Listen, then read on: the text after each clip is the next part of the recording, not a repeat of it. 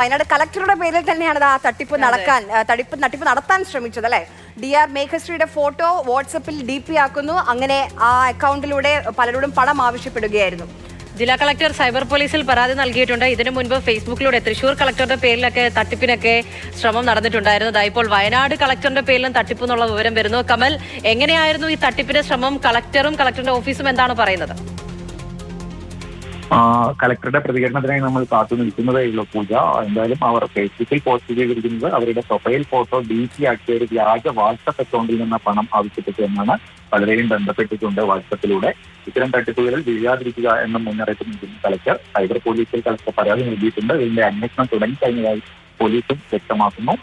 എന്തായാലും ഇത്തരം കാര്യങ്ങളിൽ എല്ലാവരും പരാതി നൽകണം. ഇത്തരം അനുഭവങ്ങൾ ഉണ്ടായാൽ പരാതി നൽകണമെന്നാണ് ജില്ലാ കളക്ടർ ആവശ്യപ്പെടുന്നത്. നിയമ നടപടികളിലൂടെ മാത്രമേ ഇത്തരം ദുഷ്പ്രവണതയ്ക്ക് അറുതി വരുത്താൻ കഴിയുമെന്നും കളക്ടറുടെ ഫേസ്ബുക്ക് പോസ്റ്റിൽ പറയുന്നു.